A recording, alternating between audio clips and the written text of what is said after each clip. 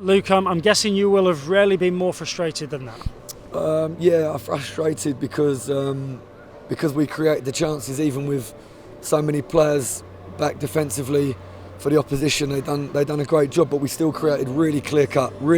So for that, I'm disappointed. Daft question, but I'll ask it anyway. With 15 corners and that many shots and that much possession, but you should have won the game, right? Yeah, I think we should have won the game, and I don't know the numbers the other end, but I don't think really there was a particularly serious attempt on our goal.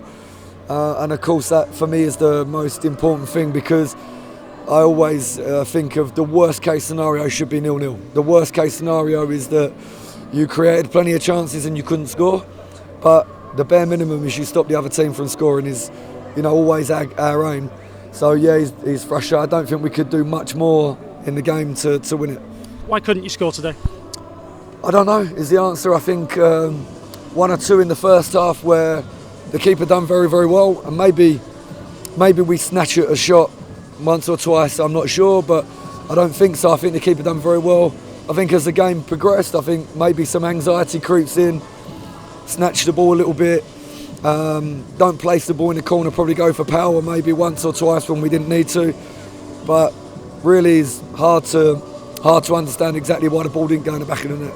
Is the frustration compounded because it was on the day when there was the record-breaking crowd here?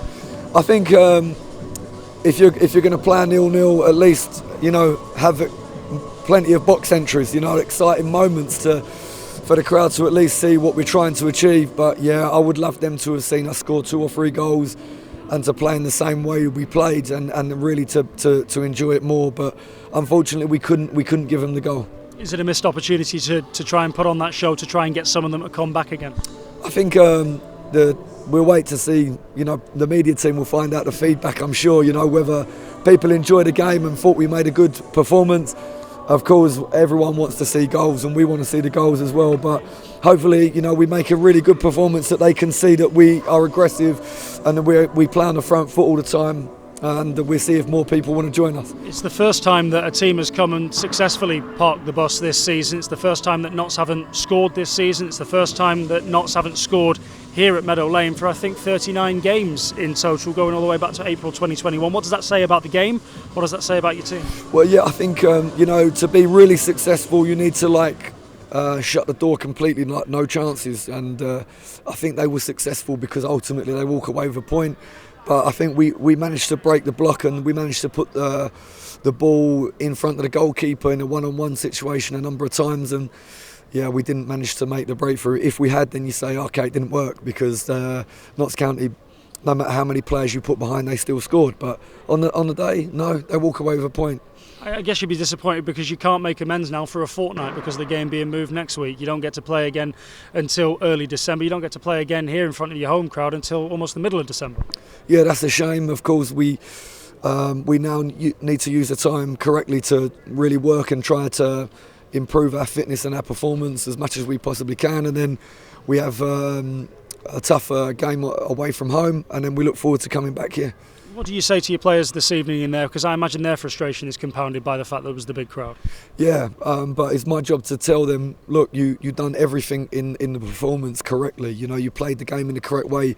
It's really, really not easy to play against an opposition with such a good discipline and defensively very strong. It's very, very difficult to create chances, but we did that.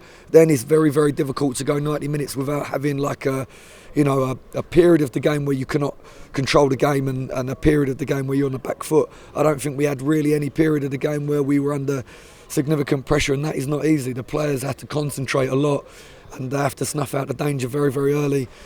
Plenty of times we have very few players at the back of the pitch and have to deal with a fresh player coming off the bench twice, with new energy and prepared to run and gamble on the long ball, and the guys dealt with that brilliantly. So I needed to tell them, look, of course we cannot suffer too many draws. We have to keep winning because the competition we have to win. But if we play very, very badly and there's real problems, then I'm going to be furious with the players, but I cannot be disappointed with them today.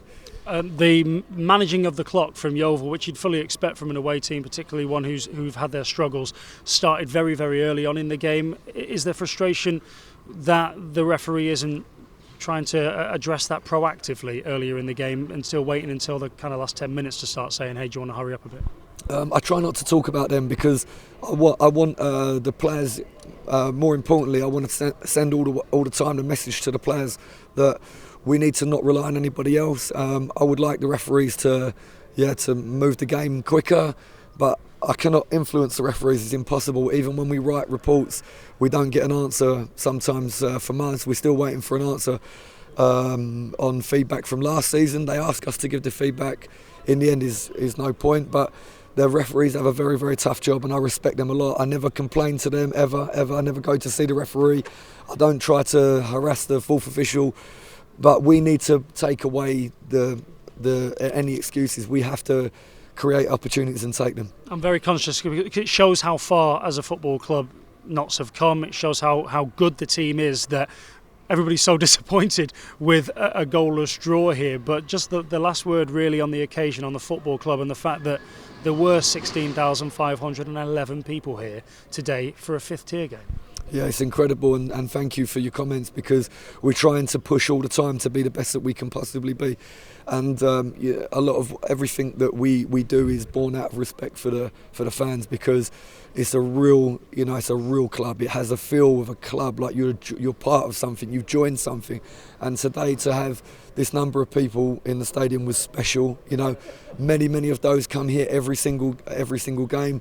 Plenty of new faces. We hope that they feel something as well is going on, and we're trying so hard to respect them by really making, try to make the best performance that we can make, and we hope that they come back to support us more.